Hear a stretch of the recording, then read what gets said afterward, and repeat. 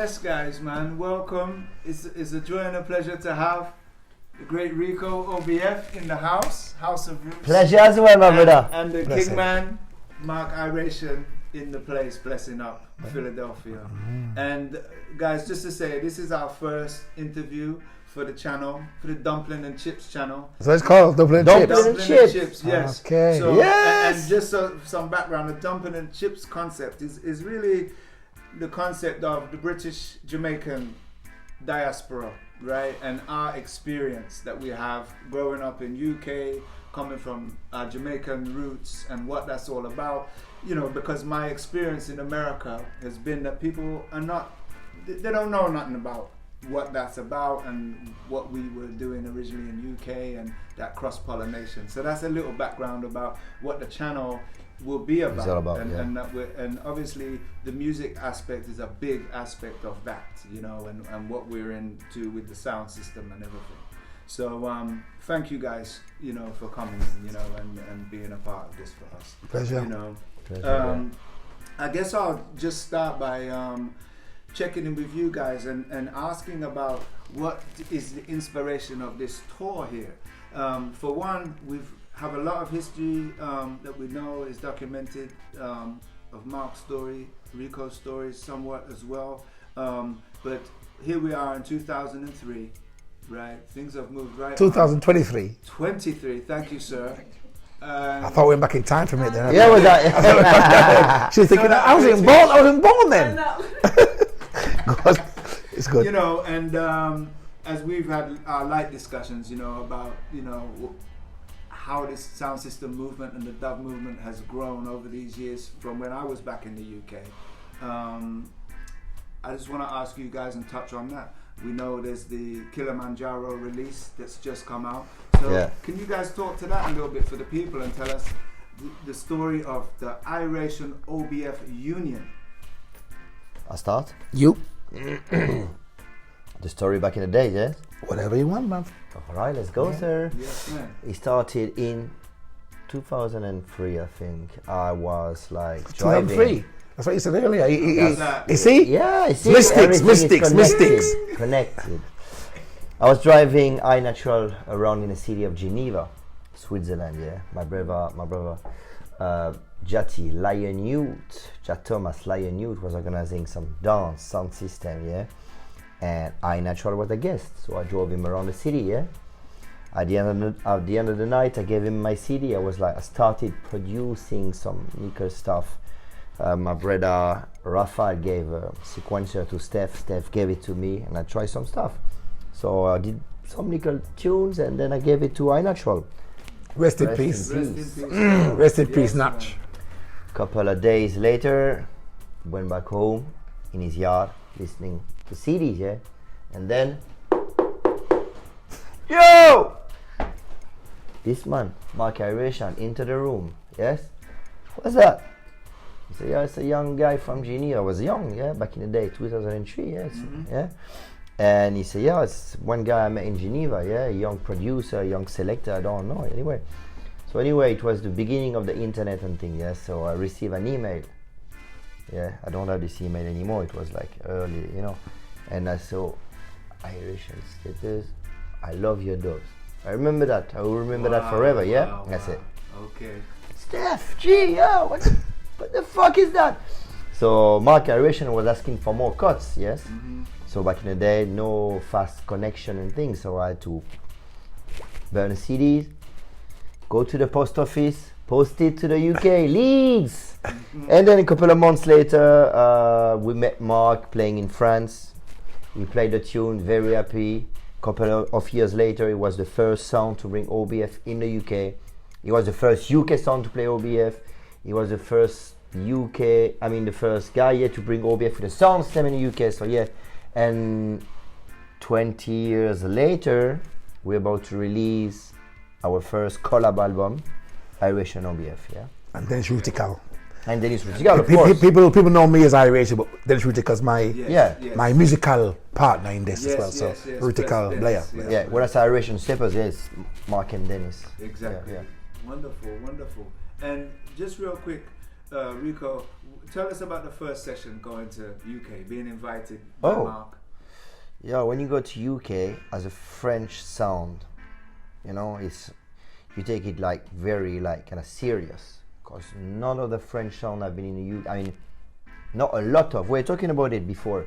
Not a lot of French sound playing the UK. So when you go to the UK, you need to be prepared. Yeah, seriously. Because we are, I mean, as a white man, Frenchman, I have to show that some respect, but as well show how I can, you know, be like professional and can Step up. you know, mash up the sound. I make sure that everything was proper, top plate, rhythm, selection, everything. Yeah, mic, and yeah, sub-dub. It was with Steph and G back in the day. It was like the mecca for us. We used to go there as young men.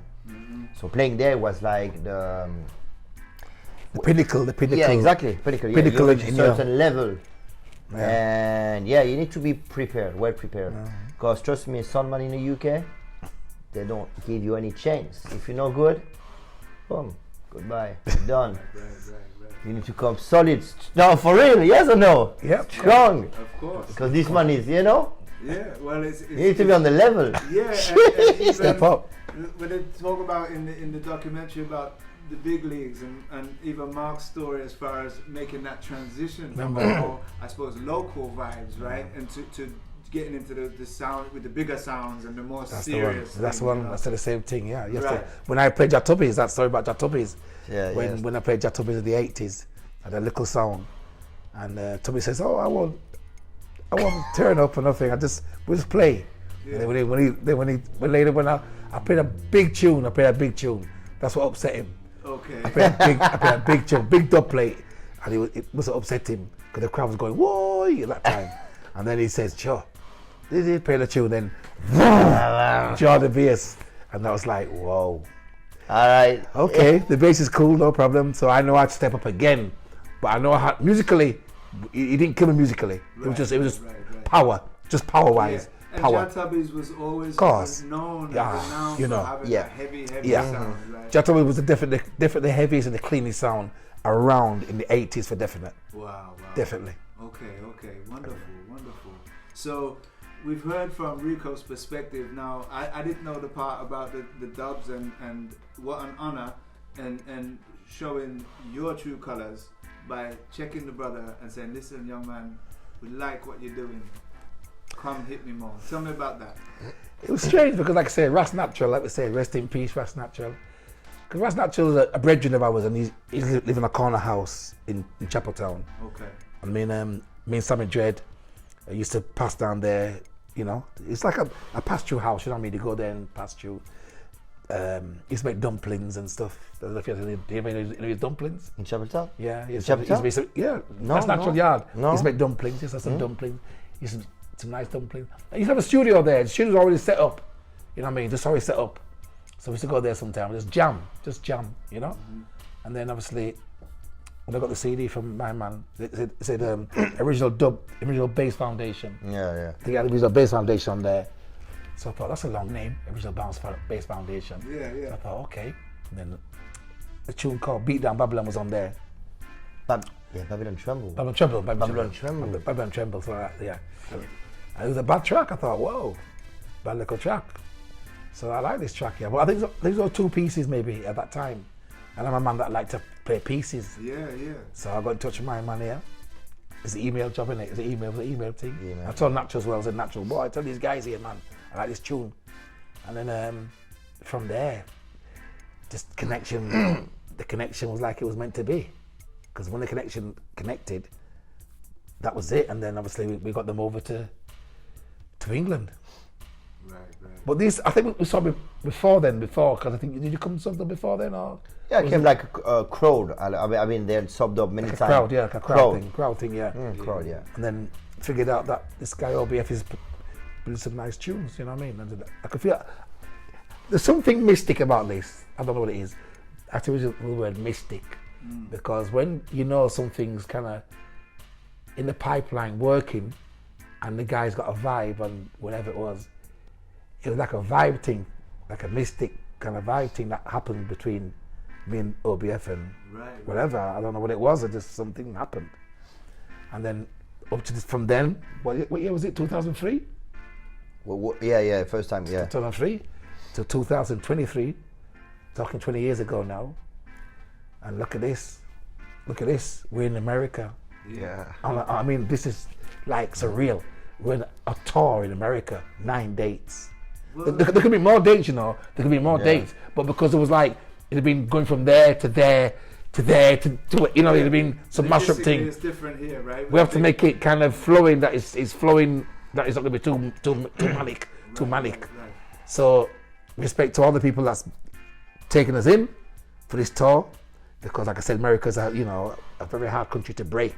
Yeah. So we're here Starting. on Mystics Yes. to kind of break the dub scene into America, because America is such a big place and it needs more culture, more tightness together on the reggae front. Put it that way, on the reggae front. Let's say reggae dub front, because reggae is they like the reggae, like Jamaican reggae. But we're dub, underground style. So we need to get them to understand it's it's dub, which is hardcore.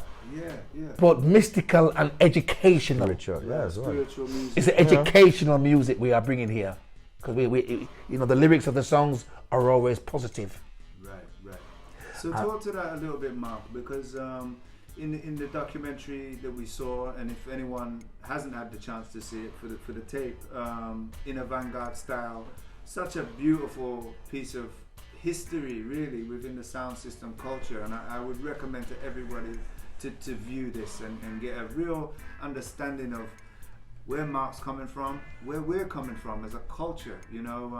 Some of the stuff you touch on from the early days, really resonated with me personally, and it's a very specific upbringing and background based on the UK, right? Yeah. With the Jamaican background and where our people found a way to fit in and do our thing, basically through the sound system and the blues dance vibes that we used to carry. For me to answer that question, really, it was like I'm so glad I was born. I think you were saying you agree with me. We was born at that time. The time was born, because in the 70s, obviously over here, hip hop was breakdancing. Everything was like beautiful. It was just everyone was just free in themselves. There was no rules, no laws, no this, that, the other. Like police on your case. Yes, because you may be playing too long or whatever, but not like it is now. They don't want us to get together and you can't play music at night or day or whatever. But the thing about the time we was born, there was punk, reggae, soul, everything was underground, but a togetherness.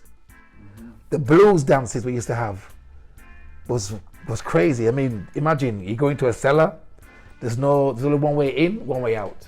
Right.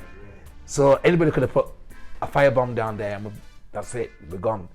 But it wasn't like that. It was about vibes and partying.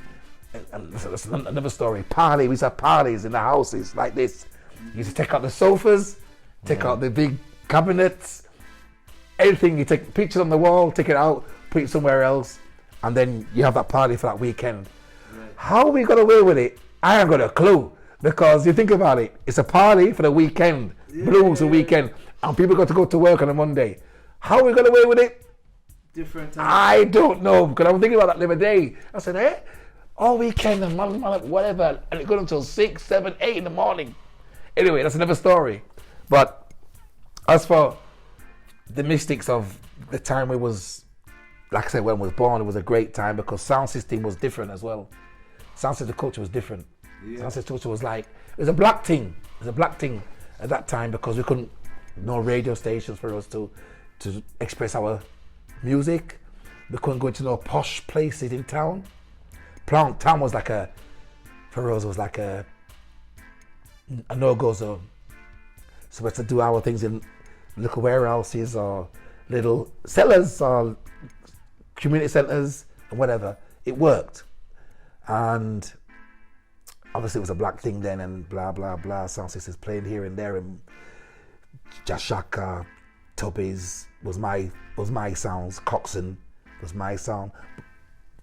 As international sounds, as the biggest, the big boys, the big boys. They're the big boys. I wasn't planning on being no big boy. I was just nobody. I was just a selector walking around my music, right hand, left hand, walking around music. And as time moved on, I've been through different sounds. As time moved on, my friend who's now rested in peace, Sam Mason, we said, let's get a sound, let's build a sound. But them days we had no money. So we had to go borrow the wood from building sites. Yeah, we had to go take up the wood and build speakers. So we had a kind of a guy who had some tools. Yeah, but them days it wasn't no like zzz, zzz, it was this. Right. If you had the pneumatic one, yeah. you, right? When that came out, when them ones came out like that was like, whoa. They was like go woof, like that, woof. They were like, whoa, that's like beautiful. So we used to have, colours, you're doing all that business, and then blah blah. If you got lazy, man just did nail, hammer and nail, hammer and nail. If you got lazy, so when that dropped, hammer and nail one, you know what happened? Boof, it just done. So all that was going on in different streets. Every sound had their own sound system, virtually building sound, so you could hear, and then people could play it, could test it out on the street, which was like, whoa, So me as a little boy, just looking, thinking, yeah, it's great, I love it, whoa. But not thinking I'm going to be a DJ or anything like that, just a natural thing. Yeah. So everything that we did in them days was just a natural progression.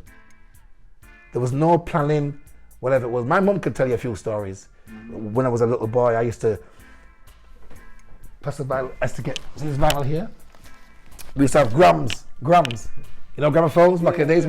So my mum said I used to walk out the house like this with a rock on. We are going them tune there. So I used to kind of do all that with the records, yeah. But and then obviously, I don't know, to be DJ, but that was a start for her when she saw me doing that kind of stuff. And then growing up now, I had problems in the house because my room was above the main living room. So I'm up there doing all sorts. I used to experiment, like wire, cross wire, do wire, parallel wire, this, that, the other, try this, try that, soldering iron this, and I used to just do some mad shit, and get told off, turn it down, turn it off, whatever. And then that was from my stepfather, who I didn't really like. So that's another story, but I won't go into that right now. But he didn't give me no encouragement whatsoever. So I just did that, and then my mum was cool.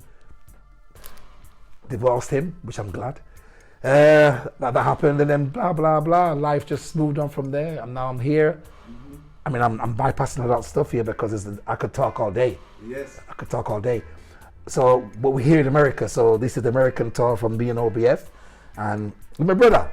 I don't know what it is. We've got this mystic thing going on. Yeah. And you know the mystic thing as well. The mystic thing about me and him. We're born in January. Okay. I'm 24th of January. He's the 25th. How about that? What's that about? Yeah. That's it. What's that about? The world is mystical, spinning and turning. You can't deny those things. So with that being said, and what a perfect segue. This dub movement, coming from the roots movement, right?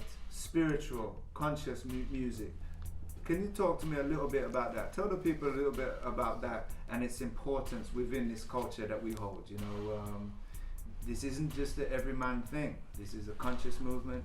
We heard you talk about making that switch, actually, of seeing where other things are going and be like, no, I want to be on this track. Well, that's it. You see, I mean, before Rico was born. I mean, we was grown into this from school days. We used to go to community centre, hear the latest. It was all about this. It was all about vinyl. There was no DAT machines or no things, reel to reels, yeah, but in studios, people think about taking it out. It was all about vinyl. So if you had a 10-inch vinyl, 7-inch vinyl, these were called pre-release. These were called pre-release back in the days because it's come from Jamaica, and so they're called pre-release 45s. Then the name 45s came later on, sort of thing. So it was all about this, about the DJing conscious, about singing conscious, and about the MCs singing conscious. Because on every sound system had the MC. Some songs had the MC, a box boy, a preamp operator, a man who selects the music separately. Yeah. You used to have separate man doing separate things back in the days. And how it worked.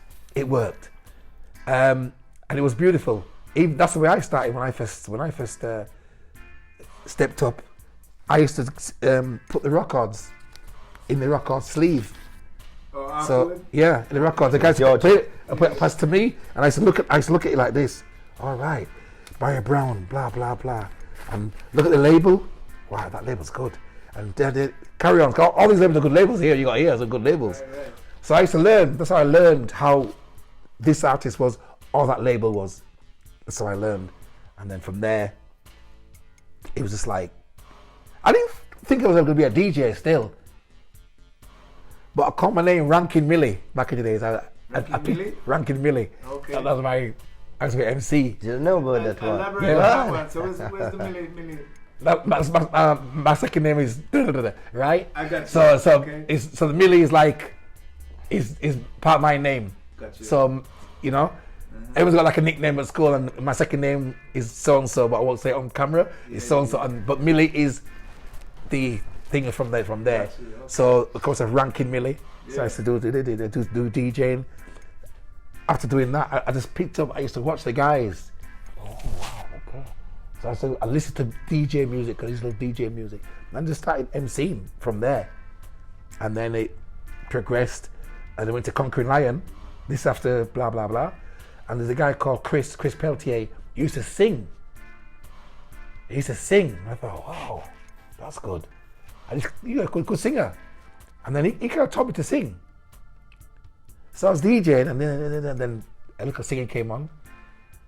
And so Sing J style came into it, so I was just Sing J and DJ at the same time. And it just worked. I didn't think nothing of it still, I was just doing it for the sake of... Natural thing. Just natural, I wasn't thinking of nothing, it just happened, yeah? Because I just liked it. When it hits you, you feel no pain, so I just did it. And then Rankin Millie, then it carried on. Rankin Millie was going on for a while still, for the 80s. And then obviously, Ita Rockers came along. And then my name changed to Mark Ital. And then when Iration came along, changed to Mark Iration. And blah blah.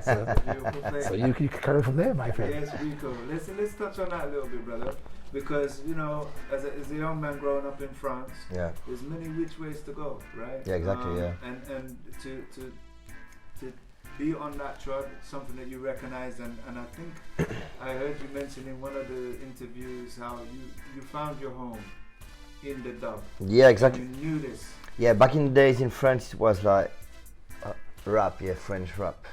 It was all about French rap at school, MC Solar? MC Solar, MC Solar. I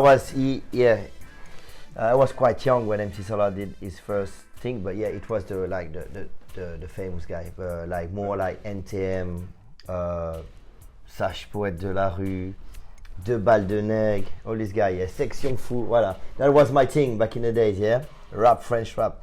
And one day, one guy gave me like a mixtape, you know, some cassettes, Yeah, cassette. And one friend was into like hip hop, rap, but this mixtape was different. It was mixing like reggae, hip hop, all this like 90s raga hip hop thing. You remember that? Yeah. So that was the first real approach, and then we used to go in Geneva. I used to live in France, and not far away we used to go to Geneva because the culture there was kind of like bigger than France, you know. So I had to take like my little like scooter or such a motorbike and drive for a couple of minutes, and boom, we crossed the border. And Geneva had a rich underground culture in terms of reggae and hip hop, because of many squats, occupied building, were in Geneva, So I just had to cross the border, right, for 2 minutes, and the first squat was Le Goulet, which was the reggae and hip hop place, So we used to hang around there, and the entrance was like really kind of cheap. Just donation of not €5, €5 Swiss francs. I don't know, like €2, €3, And the first dance I did there, Cultural Warriors and RDK Hi-Fi, was like something like, well, because we used to listen to reggae music, yeah, but this music play on a sound system in a basement cave with like the boxes, the sound system, the bass running very low, the smoke, everything. I was like in the zone, yeah. So the culture embraced me, and then I try to, like, I say, oh, I want to know more about this culture. What the fuck's going on here? So we were lucky because in town we had like 3 record store. So Cultural Warriors, Lion Paw, Addis Records, and Asher Selector was the main promoter for like all the big crew, like the big like acts like Tony Rebel, I remember, Gregory Isaac, all these in the 90s star, yeah. Okay. But I was too young to go to the dance, so we used to go to the shop, just pick up some records. Prince Salah was there. Oh, Prince Salah has your freedom song. Oh, Lord's Wife, I see. You know. Mm-hmm. So this is how I discovered reggae, and like it was like fucking addiction after buying records, go to dance, learn more about this label, this, that. Yeah. Then I discovered UK Dub. One day I was looking for like records. I played, bam, bam, bam, bam, bam, bam. So, you know, it's kind of different. Some reggae music with like a tint of like electronic future shit. Because you know, as a young man, you love to experiment some new stuff, yeah. And this is where I discovered, like, I remember it was Zion Train, Gossipy, Iration was in the stores, but just a couple of records. And I say, wow, this is reggae music, but this is the next level. Maybe this is where I want to go. Cause I like to, I used to listen hip hop, reggae, and then electronic music was big in France. So I say, these things bring like a solid message, reggae vibe, and as well as some future vibe in it. So that was the perfect path for me. You hit all of the points. Exactly, and play on the Soundsystem was like, fuck is that, bro? Bass kind of loud, man. How about that? Entertainer, everyone, everything. I was like, wow, and very, very cheap for us, for young man. So yeah, this is how. It's beautiful, what happened. Beautiful thing, and what seems to be the theme I find with this, and even hearing you guys talk, is the natural progression of the whole thing, and this whole thing about getting in where you fit in, the natural vibe. So. Moving on from those beginnings and some of that background. Now, a lot of people outside of the dub world and the sound system world might not have a full understanding of, okay, so there's sound system, there's dub plates. Can you guys talk to about that, to the idea of, so we're not just talking about selectors at this point, we're talking about sound system producers producing original music, one-away music to play on the sound, and that exclusivity, which then breeds the whole label concept and things like that. Just one thing before we start. Sound system for me is like driver, box boy, carpenters, music producers, selectors, organizer. It's like a bunch of different. It's a family. It's a family. Yeah. Family thing. I mean, when we first started, it wasn't really like a posse. It was like me and Sam. Mm-hmm. And we had people that could sold the goods, sold the stuff. You all knew a man that could do something for you. A carpenter, a solderer, a wire man that could make wire, a man you can buy the amplifiers from, buy the drivers, speakers, blah, blah, blah. So it's kind of like that at the beginning. And then when you start to get a bit bigger, then you need a posse. It's the box boys. Mm-hmm. I used to be happy to be called a box boy. You know what I mean? Because it wasn't my sound. So us pushing the sound system in, we felt proud. We felt like, my sound. Yeah. Push sound. We felt proud. You know what I mean? It's like, yeah. So as what you just said there now, progressing on with the music. You talk about the. Yeah, the song crew. You jumped in there because you said a question, yes. And then you jumped in. So what's the question? And thanks, Rico, for filling in some of that. The ethos of the sound system culture and it being this group aspect. what I was touching on is one of Dub those plates. arms. Yeah, talking Yeah, the dub about plate. the That's dub it. plates Yeah. and the studio works. So the studio works for the sound system and then from beyond to where Right, you well, press well, vinyl, Dub plates. This could be a long story, so I'm The gonna cut it. original I'm gonna story. cut it short. Cut it short. Right. Dub plates obviously was a thing that was Jamaica was the first original sound system era, you know, obviously, and then obviously King Tubby's. The story about King Tubby's everyone should know about now. King Tubby's did a mistake by leaving out the vocals of a tune, and it was just pure music, and that's what was an instrumental then. You know what I mean? And people said, "We don't do instrumental," because you know, them days it's all about vocals and blah blah. So there was like a mistake, but the mistake obviously grew, and everyone loved it. Yeah, yeah. So that's why people started getting dub plates of instrumental from a dub and blah blah blah. So this was all on acetate back in the day. So it's like a vinyl. It's like this, but it's a special kind of smell. So the smell of vinyl is like acetate rather. It's such a nice smell, and these people get tunes cut on there. You could get it. The price was about £30, and that price stuck for many years. So in the 70s, £30 was a lot of money. 80s, £30 still, not bad, cheap. 90s, still same price. It's like that £30 kind of got weaker, but it was like £30 for Right. and you get either one. It's obviously it's double side A and B. You can get one track on the A side and one track on the B side, or if you had a 10-inch, you could get 4 tracks. And it depends what speed you did it at. You can do it at 45 or 33. So obviously if it's 33, you can get more on there, but you lose quality. Right. So someone used to do that, you know, because obviously if you can't afford £30, you save money by doing that. Yeah, But sometimes the selectors used to get confused with 35 or 45 and put it on. Wrong. So it's the wrong speed or whatever. Yeah. Blah blah. So all that happened. So acetate was the main thing sound system had to have, and it was a special for your sound to play against another sound. Because in England it was all about clashing. It was all about clashing. So you know what I mean, Coxsone could play Tubbies, or Coxsone could play King Original, or so and so, or whatever. Cipher, you know what I mean, whatever. It was all about two sounds in a room. Jashaka. There was one dance years ago. Jashaka played Coxsone.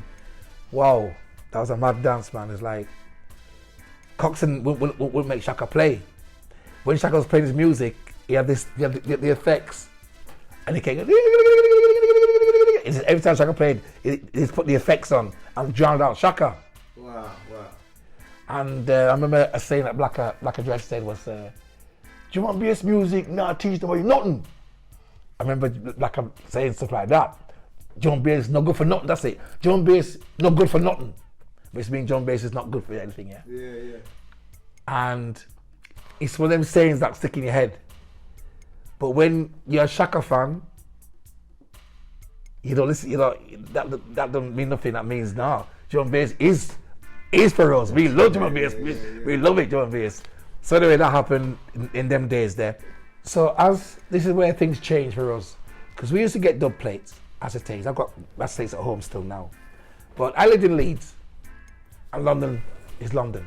So the distance for us was very hard for us to get down to London and get to this cutting room to get this thing cut, and to spend £30 on each dub plate and stuff.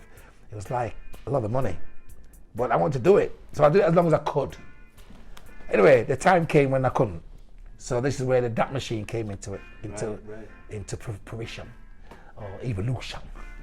So evolution is legendary DAT machine. Yes, DAT machine. Yes. So DAT machine was a friend of mine called DJ Martin who mentioned it, but I forwarded it. You know what I mean? I had to do it, experiment. Yep. So what is DAT? So we recorded dubs onto the DAT at that time, and it was like, wow, the DAT tapes were quite expensive, but it's better than, you can get more tracks on the DAT than you can on acetate.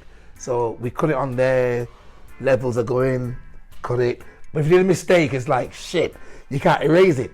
So if you did a mistake, you have to make sure you label that number 6 is wrong, go number 7, blah, blah. So recorded. Anyway, that machine went to London, I think it went to London. And there's someone in the dance saying, yo, you don't play up acetate, we don't play them. Looked over there, the man's hiding behind some boxes. The guy was hiding, you know, didn't know who it was, but hiding. That loudmouth is always hiding, Yeah, right? hiding, blood, right? Hiding. Because them days we took vinyl and the DATs, okay? So I used to have 2 DAT machines, one to cue it up and one to play back. Okay. Yeah, so I had my friend Russell, he used to cue up I say, track 16, blah, blah, blah, on this DAT. So that's all labeled 1, 2, 3, 4, 5, up to whatever. Yeah, yeah. So DAT 46, track 16, wire that up, ready for me. But at the moment I'm playing track 9 on so-and-so, so I'm playing that. And I've got a book written down, on this book everything's written down. Every single mix is written down. Every single artist is written down. And what mix it was, like it could have been a phase mix, a mad mix, a so-and-so. I named what kind of mix it was, right, in this book. I've got a lot more stuff. Anyway, we did that now. And then we play the tunes now. And then obviously, vinyl done now. Not time for vinyl, it's time for dub now, dub plays. So our dubs from Iration was like kind of different. We had the intro. This one entitled the Scud Missile Dub Wide. So we had all like an intro to the dubs. So that was even evolution as well, because people didn't really do that kind of. No. It's much like 1, 2, that was it, but not like this one entitled so and so. So we did all. Using pitch on the voice. And Yeah, a pitch on the voice. The pitch, yeah, we can go deep. Yeah. We go deep, yeah. So someone used to call it devil music or some kind of shit like that. So people used to kind of want to put you off. Yeah. But, So but what happens? we will tell you, as general people, we're stubborn. In a good way. We will, if our mind's locked onto something, it's locked. So a man can say, oh, it's devil music, whatever. We're not business. I know what I want to do, I'll do it. If you don't like it, that's your problem. Anyway, it took a while for people to understand what music was making. But there was one posse from Gloucester, Trinity Sound System. Yes. And there's a bag of Rasta. You know them it's called Gloucester? Let me just jump in. It's ironic, right? So one of my good brethren is a brother called Ezra Westcar, right? Yes. We were friends. And Yes. We lived together on Caldaba Lane. We were roommates back then, and we did the whole thing together. And Ezra is the cousin of Milton. Of Milton and Terry. Yeah. Yeah. So we had that connection. Yes. In Westcar. that way, but it's the full Rasta. mystical circles. Rasta. Yes. Anyway, these Rasta, by the way, when I play these dances now,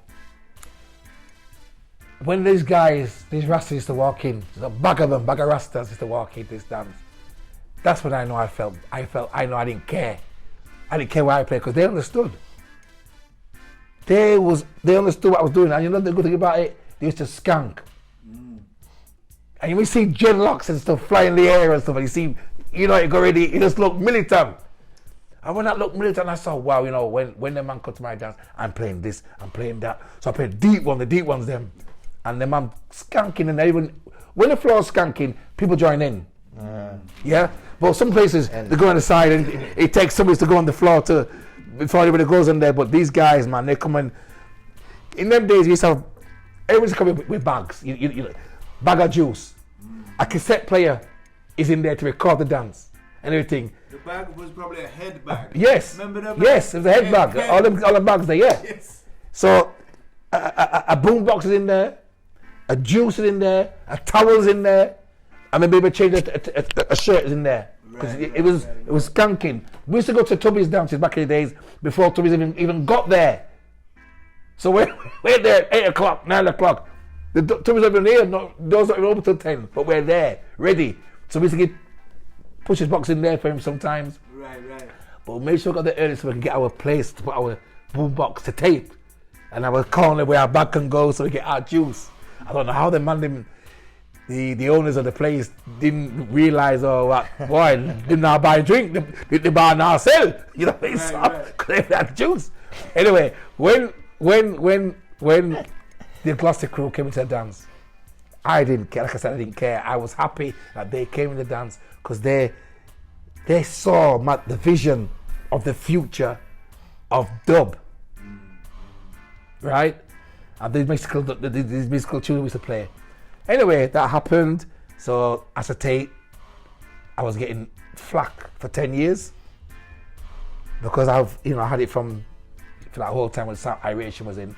Before that as well, but I just say 10 years because it's like a decade. It just sounds better. 10 years, okay? So, and then I was getting flack for it, and then eventually people realized, wow, this tap machine thing can work, it's saving money. It clicked on very slowly. People started doing it. Then CDs came in. People started to burst off to CDs. And then even laptop, people used to use laptop. Because, if you're using that machine, you can use any format then, because I've already took the flak. The doors are open? The doors are open now because I've took the flak. Yeah. So you can use a computer or use CD or use whatever you want to use. As a format, we took the flak for that. So you come along later and you can do that. And that's what I said in the documentary when one guy was really knocking me. Boy, yeah, you're not playing. Pure that. And then the next thing you know, he might shake up your hand and he started to play USB. You start to use USB sticks. Before I start using USB stick, you might use USB. Before you lead, brother. Yeah. But the same guy was knocking me before. And it's like, it's a strange thing how this thing works, because right now we are in Babylon society. We are in this, they might try to control it, and we are getting controlled because our mobile phones have really, that's the chip. We chipped. You know what I mean? Wherever we go, we chipped. The cars, chipped. So they know where you are anyway already. So Babylon system has already got us, and what can we do? So anyway, that happened. So anyway, the Babylon system got him eventually, and then that was the future of anybody using DAT machines or using USBs now and stuff like that. I remember there's in the dubstep scene, because we started doing dubstep, to the dubstep night called Exodus, and the dubstep guys, there was a motto or a rule. That's it. There was a rule that you're not a dubstep DJ unless you play acetates. Yeah, true. Right? That was going around for a while. Even in the jungle scene, that was going around. But as life goes on, and this, that, the other, soon as one guy drops out and not plays acetates and then starts to go into different formats, this is when I realized Scream, I don't know if you guys know about the dubstep scene, but Scream and Benga was like big, massive, this thing here. And I remember when I was in Japan for an Outlook launch, and I saw Scream. I said, Scream, go on, you good? Yeah. Just talking like normal. I said, oh, he's on next. Oh yeah, so right there, and he had this little bag. So I'm fucking, where's that states? Next thing you know, man, pull up a USB. Put the USB in, and him and Benga was playing USB. I said, I can't swear, look, I swear, but yeah, what's going on here? You know, this sort of thing. So they brought the tradition of the acetate onto USB. So if you're big like this and you're touring over the world, everyone's gonna think, well, F this. Yeah. I might as well, if they're doing it, we might as well do it as well. So that got followed on, and now most of the DJs, maybe not Malak, I think Malak. Yeah, no Malak, yeah, shit. Malak asked me the same question, like maybe 5 years ago or something. He asked the same question. I said, Mark, would you ever go on USB? I said, you know what? I don't really like it, but I think it's going that way. I think it's going that way because, I like to see me CDs and stuff, but I think I'm gonna have to do it. You know what I mean? So Mala, I think it was at the same time. I think really and truly in the pandemic, when most people started to change because you had time to do things at that time. So I think a lot of DJs changed from acetate to USBs and whatever. Yeah. I mean, I use SSD cards, solid state drive, you know what I mean? Okay. Blah, blah. So anyway, I could go on all day about this, but in other words, the evolution changed in the 90s with the DAT machine, and then people followed on from there because it takes one person to do something first before that clicks on, blah, blah, blah. Break the taboo. Yeah. And so that evolution, the whole scene from to this day now. Yeah. Because we took the flak. Irationsteppas, remember? We took the flak. Yes. Don't play format. And we all benefit from that. Yeah, all everybody, For sure. everybody in the world benefits there. Rico, brother. Let's talk about some of the O.B.F history as far as the production side of things go. You know, and the label and the releases. The list of artists that you've been blessed to work with and have been blessed to work with the eye. Can we talk about some of that? Sure. So, yeah, it started one day. I couldn't find the right records in store. As I told you, a couple of Science Train, Iration Gossipy, 15 copies, boom, gone. So after a couple of months, a couple of weeks, because I was young, I had a vision, energy, you know, so I wanted to have more. We're starting to organize our own dance. So one day, Steph went to my brother Raf's place, and Raf said, yo, I don't know how to use this machine. Steph, just take it and bring it to Rico, maybe you're gonna try some stuff.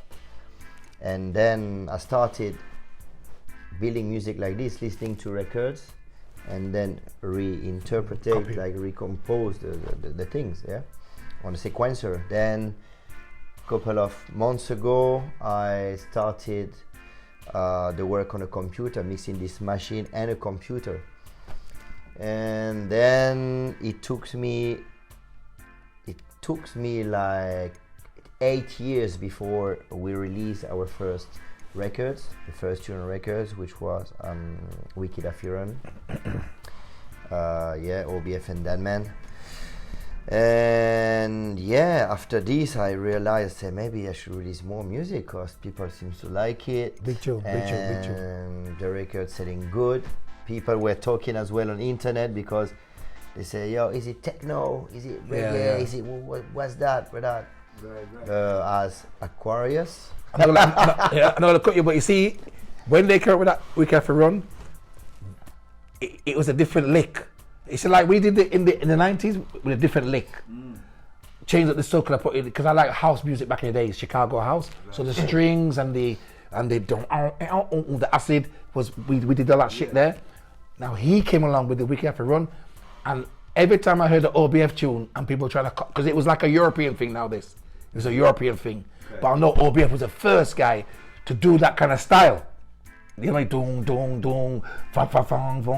whatever it was. So he had a lick, and I noticed that everything was coming from Europe was O.B.F style. So O.B.F had his own kind of style going on, but it was like I said, techno-ish, or what you want to call it. Gonna call our tune techno-ish back in the days, and they were saying that, oh, it's like techno-ish, but it's not. It's just a different evolution of dub, regenerating dub, in other words, yeah. So he did it again.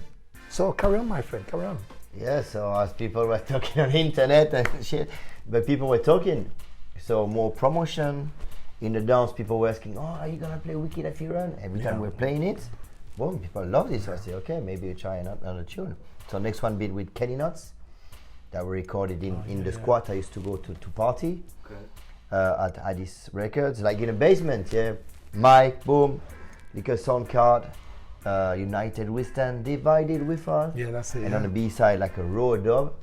And then, boom, I met Warrior Queen, Annette, Eileen, a young sister in Geneva, 15 years old, started coming to dance with us. It was not 21 like here. No. 15 years old, she was in the dance, grabbing the mic, and boom. 1 month after, I said, yo, jump on a rhythm, boom, let's release some shit. And what's one called, that one there? Eileen? Yeah. Stop the wicked man, cause they might treat us wrong. Something like that, Underground, so it's always been and then that was the three I would like, the three first release. Then I say, okay, maybe I should maybe think harder about producing. Produce more, run my own records label. And so we did a couple of tunes, and then it took me till 2018 really to like say, okay, I need one guy to work for the label, because I don't. Before I used to do everything, producing music, calling the guys for the press, going to the mastering studio, doing everything myself. Calling shops. Do you want these records? Calling distributors, doing package, everything, you know. Right. So that's why when you are a sound man, you need to do everything. You need to go work on the sound system, produce in a studio, call the guy for the shop selling your records. You know, if you want, you need to earn your money. Yeah, so you need to work. So Steph was on my side, of course, organizing, making sure everything is okay. G as well. And I say, okay, guys, we need one more guys working on the label. So I called an old guys I was working with before in the venue. We used to run a club in Geneva with Steph, Andre and I. So I called my old friend Andre, who was he's doing some Afro house music. He runs his label. So I called and say, Andre, maybe I need your help for the label, you know? And boom, Andre is part of the family now.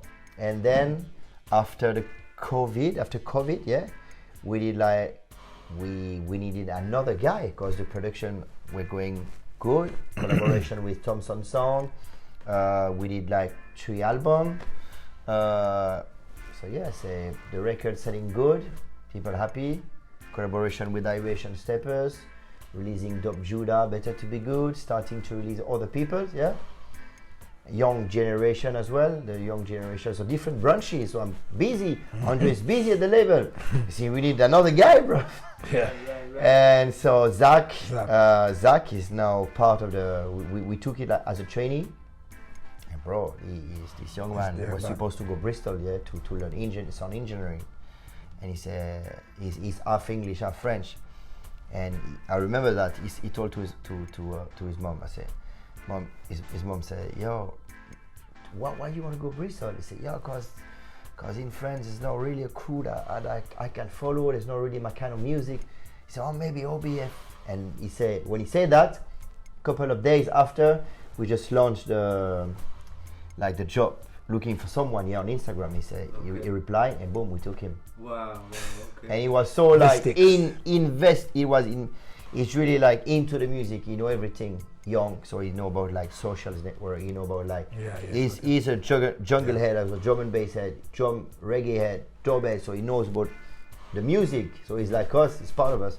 So years after years, after doing everything myself with Steph and G, the family is growing and getting more professional as well. Because as you signing some guys for some legendary dub album, dub that. Original dub, some of the Irish, you need to have everything set up and clear, because I don't want no problems, with my family. I want everything be nice and clear. So yeah, legal, yeah. Right. Andre and Zach are making sure everything is nice and clear. So legal. Yeah, this is how it goes nowadays. And you guys, you mentioned, so you've been involved in re-releasing some of the classics. Yeah. Back in the day, was it the first 2 albums? Is it? Yeah. Original Dub and Higher Regions. Yeah, because I couldn't understand it. This album was sold out, and it's such like an iconic album for me, for Steph as well, for G. We say, yo, how come? It's a mad album. It's a mad album, and I mean, like I said, that's what I'm saying. It takes somebody to see a vision. It takes somebody to see this vision of what happened in the past, to bring it and make it live again, because these young people here would not have known about original dub that or nothing like that. In fact, a lot of people would not know about it because it was very underground. When it got released, it was released by SRD and Dub Heads. But it's very kind of underground, it's very kind of Englishy, really. I mean, if you have to go look for things, you have to look for it, But these guys here, man, now it's I don't know how they do it, but they've got a proper team. And they know, like I said, they've got Zach in, they've got Andre in, they've got a team that knows the business. It's like a Formula One. Right. It's like a Formula One team, man. When that car goes up that bit, woof, man, gone. Yeah. Them man are on this thing, man, is we use it online, what do you call it, on the online thing? Bandcamp thing. When they said something about when they put the album on their Bandcamp, it sold out in 8 seconds. We did some kind of.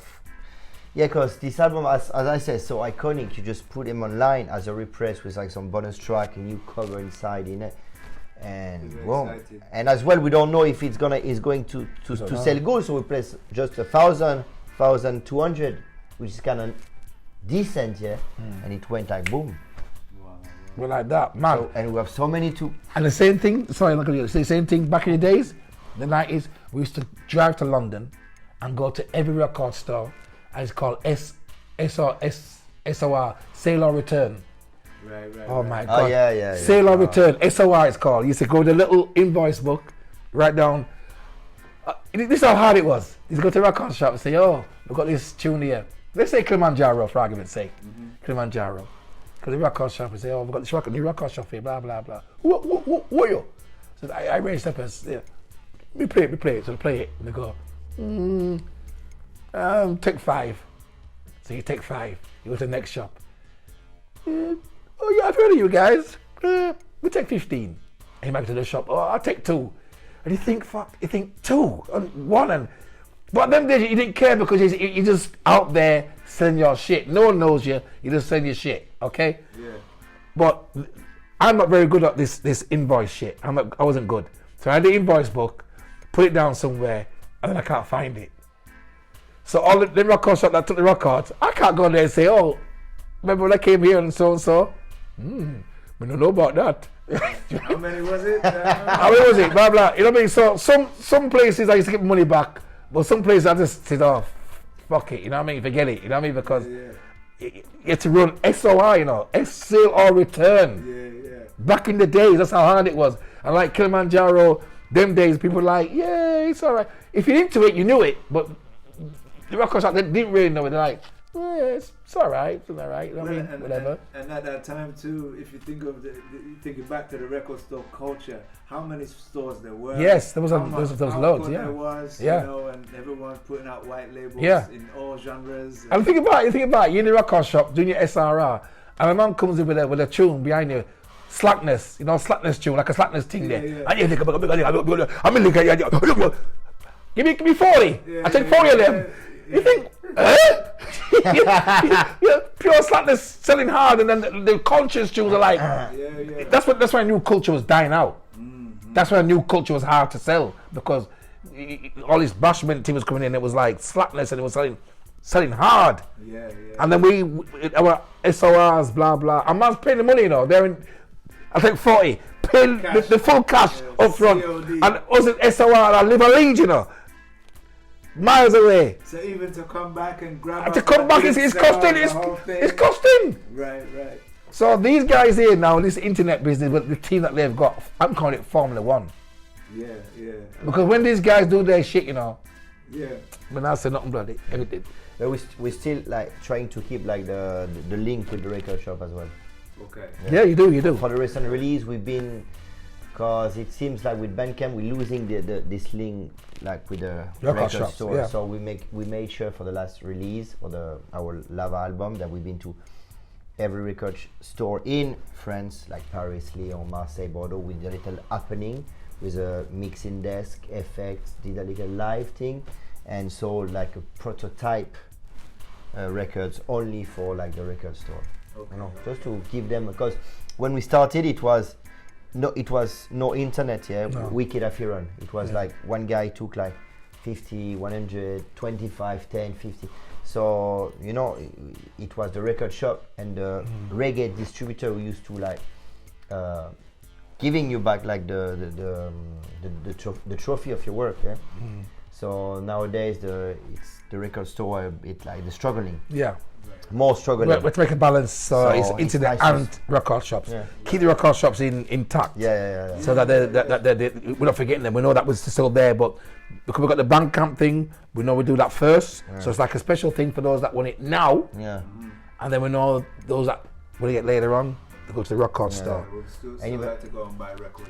Yeah. So now we do even like one like special version for the Bandcamp, like colored exclusive, and one for the record shop. So they make because sure you got to realize well that all the work that we put in to go make the music, then to go to the place to get it mastered, get it pressed, get it all that business there. We as the producers, we make nothing. Right. The record shop made more than we did for the whole thing. They could make £8 or £10, and we just get they sell the record for like a £5 or something, and then they sell it for like 12, 15. or whatever it is in the shop, and we only get back 5. And nowadays the price of like pressing records is so expensive because Wow. of Since Brexit, the wax, the plastic, everything, everything. it's crazy, man. The price doubled. The price doubled than 10 years ago. Yeah. And two, there's this wait times because there's not as many presses as there used to be. Yeah, lost shut down. But more like people are building their own like press plant nowadays. Okay. Yeah, Look at But Jamaica. it's very small, very small. Yeah, look at Jamaica. Done. Nothing, yeah. I think Top Done. Gong is Starting about again. to start again. Maybe starting again, but remember, it went. Yeah, there was And look how much pressing plants there was in Jamaica. Every time I saw a film about music, Yeah. there was in pressing plants, Yeah, and there was like Jamaica, many on there to press. And then Jamaica to have none. Yeah, crazy. Very sad, very sad. Yeah, because the vinyl business in the early 2000s were like When? Yeah. Oh, Yeah, non-existent. Yeah, no, It's They sad, did man. the same thing, funny enough, when I was playing my records here in the early 2000s, they were laughing at me then Yeah. for playing records, Yeah. you know, like, because it moved on and said, Yep. oh, this is so Yep. passe, you're playing your vinyls. Yeah. Oh, You get laughed okay. at. That's cute, you know. Yeah. But just touching on this, the re-release. So it's interesting to me. Some of the stuff that and the times that we considered to be the golden times, and I hate to use that for people that weren't there at the time, you know, because they're gonna have their own golden times. So the importance of these releases from back then, how people really, with the culture that's grown, people are now looking back to UK in the 90s and a real inquisitive nature about that, as what was going on there, the productions that were being put out. And Rico, I'm just wondering, can you just tie that importance in, you know, from an outside perspective in relation to Mark's releases there? Why so important for them to come out again? Inspiration. Because the inspiration, because many of the, for example, the young generation involved in the sound business sometimes don't really know about the foundation, how it started. Sometimes people think it's like O.B.F started this, or Blackboard Jungle, or Stendhal, or is it like is some 2000 style from France or Italy or Spain, you know? Yeah. So bro, I wanted to make sure that, you know, the people, the young generation know about like the foundation where the new branches started in the UK with Iration, Abashanti, Zion Train, and you know, Disciples. Conscious sounds. yeah, You know what I mean? conscious, yeah, exactly. I wanted to be sure that the young generation knows about it, because we had with Dog Quick Records, our like crowd and is maybe younger and diverse, so we kind of use our tool to make sure that the message is spreading well. Because every 5 years or every 10 years, remember it's like a revolving door. Yeah, there's a new Right? shop, So there's new people coming to this thing here. You got these camera guys here, people here, your friends. They've been learning some shit here. Because they're young, they wasn't there at that time. But they're learning some shit now, as we're speaking, because we're all still learning. The young ones can teach the olders, and the olders can teach the young. We have to realize that in this time, because he can teach me enough things, and I can teach him enough things. Yeah, man, we're all students, you know. Teachings in dub. Yeah. Oh yeah, that's right. Yeah. Yeah. Yeah, this shirt. Yeah. out, baby. Teaching dub, you know. Yeah. So everyone can teach everyone, but you have to be involved and you have to be wanting to learn. It's about wanting to learn this thing. Yeah. This is why I'm very surprised in America they're not together in the sense of this educational dub thing. I don't understand why they're not really in it hard as I want them to be. You know what I mean? Yeah. Because I mean, that's the whole conversation in itself. You know,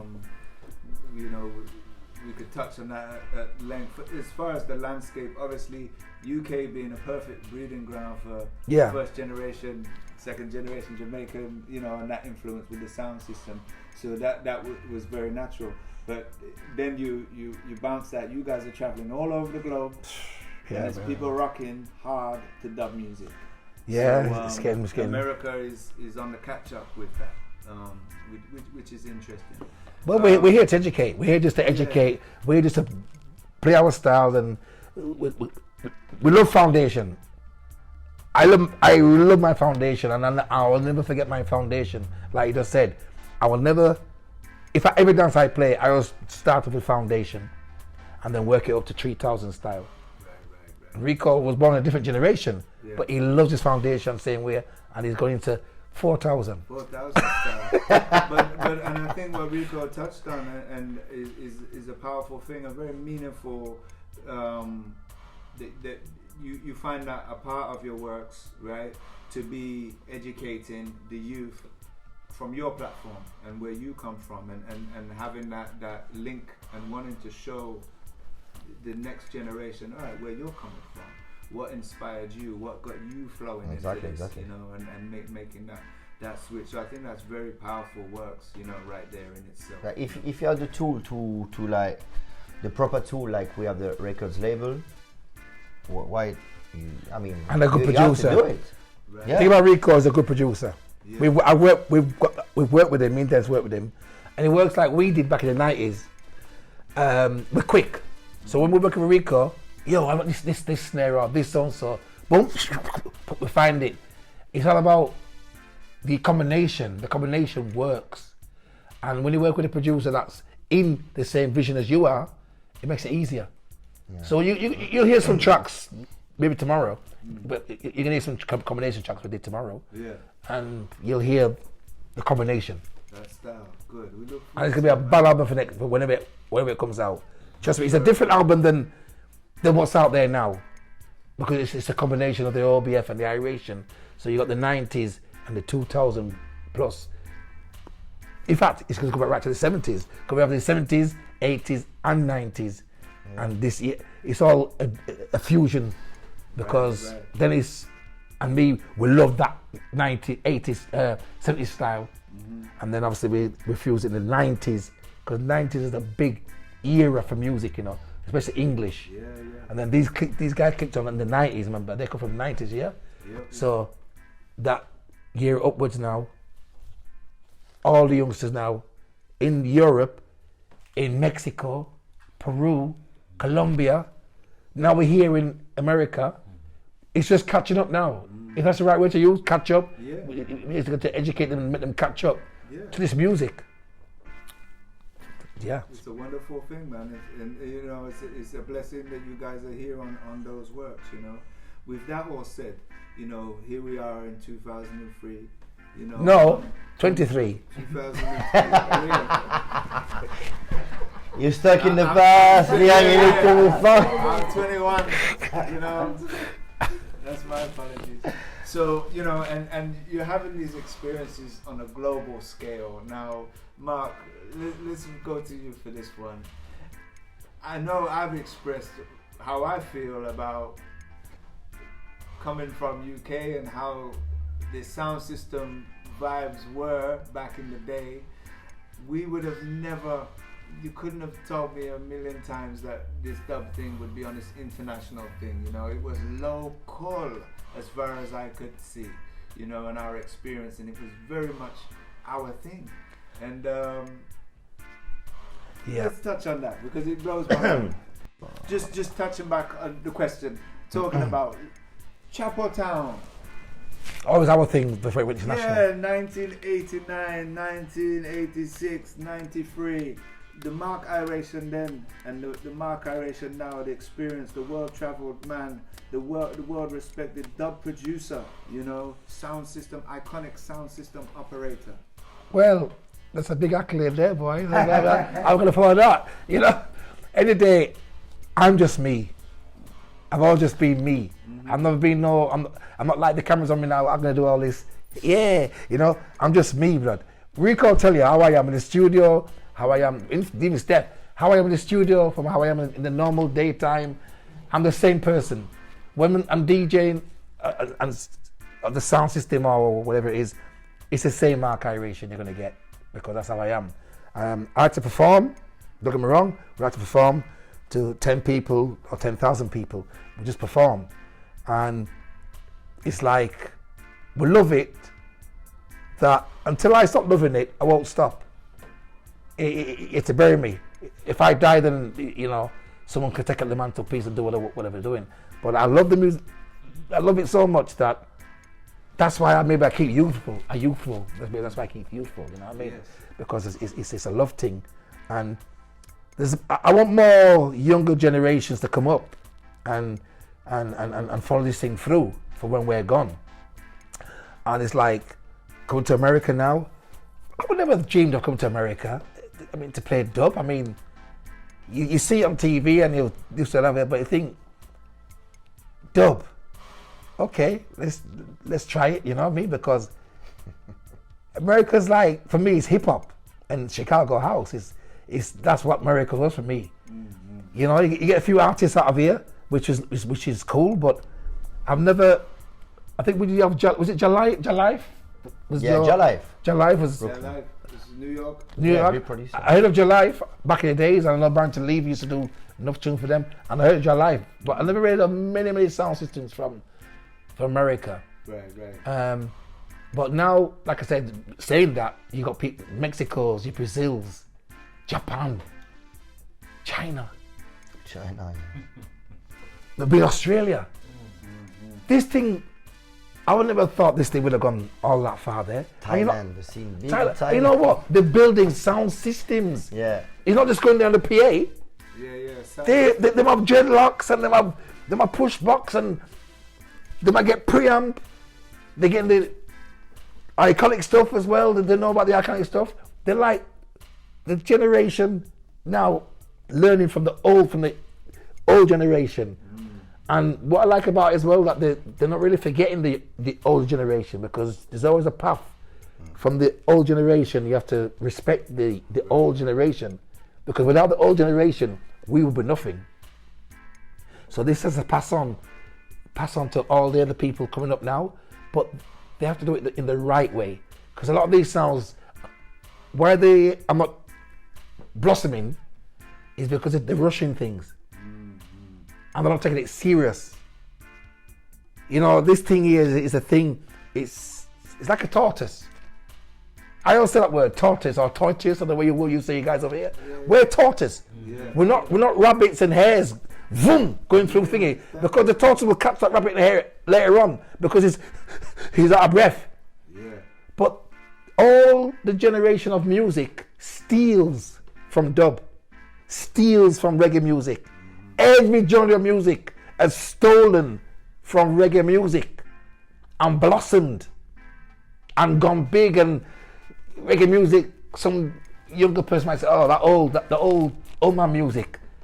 No, that music there is the educational music that has educated you guys to do what you're doing now. But you want to diss it because you don't understand it.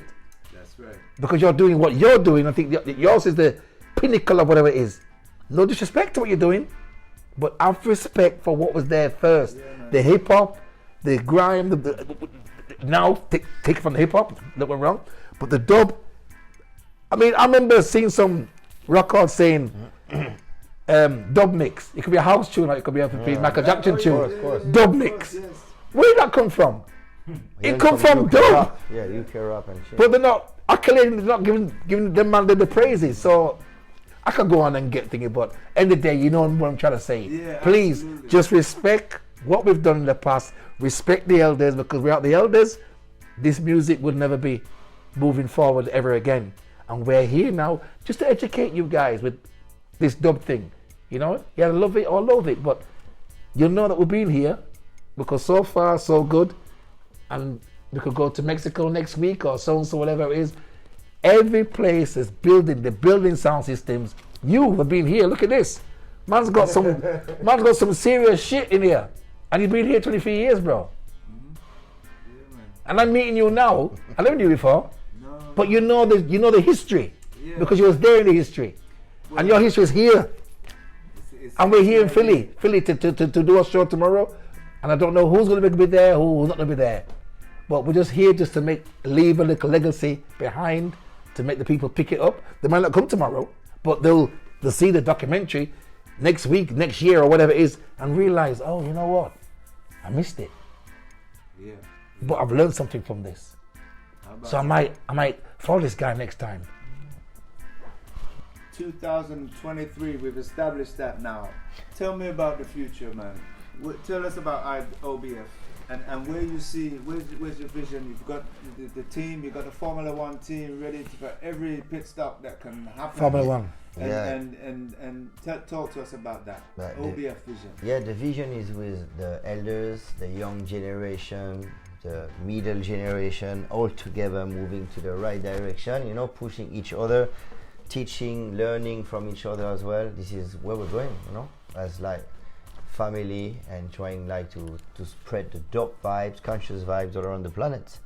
So this is our mission, yeah. Bless. More O.B.F to the world and to the universe. Yes, and we look forward, and we give thanks for the works and the input, man.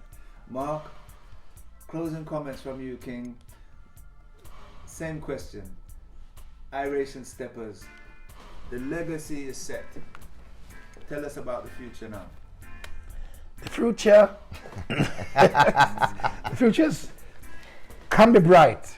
There's a few sound systems in England that's coming up to make the thing carry on. There's some good producers in England. Yeah, Shanty Sealers, Kai Dubs, you know, coming up, do some nice music. Some other young people them coming up. There's a lot of sound systems in England. There's so many sounds in England. There's too many in England, but they just need to know. Take the time, find what passion you want, what direction you want to go, and this, that, the other, and then you can move up and blah, blah, blah. There's King Alphas, like I said, Nomadics, all them kind of guys are big producers, you know what I mean? There's some nice little ones coming up now. I can't remember the names right now, but I'm just saying, there's producers. There's many good producers, more than sound systems, that are making their way now than there is sound system wise. But there's many sounds, but they just, you know, a few little things missing to make them go forward, you know what I mean? So I'm looking forward to that, really, to see what's going to happen for the future in that way. But there's a future. There's a future. Good. Well, love that, guys. Thank you so much for taking the time and the inspiration and the teachings for the masses, you know. We thank you dearly. We look forward to our session, and we wish you guys the best and the most fruitful travels, creative juices, and love in your world, you know. Thank you, Leon. Thank you for the invitation. Thank you, Leon. And people, follow this sound system, yeah? House of Roots. House of Roots. When we're gone, House of Roots, man. Yeah. Right? Because he's here, and he'll educate you as well, because he knows his shit. Yeah? He's from England, he knows his shit, and he'll teach you anytime. So follow the House of Roots, Philadelphia, because next time we come, masses. Yes. Yes, I bless. One more thing for you guys. Can you do me one big favor and do a shout for Dumplin and Chips channel? Oh. For the Dumplin and Chips. Dumpling and chips are carry swing. Dumpling and chips are carry swing. Oh. See them bubbling and bubble along thing. Them a bubble and thing. Bim! Yo, Dumplin and Chips, I'm gonna do it in French because this thing is international. So, oubliez pas de soutenir, de supporter la scène internationale. Philadelphia, France, England, Australia, Japan. One. Big up. Dumpling and chips. Carry on.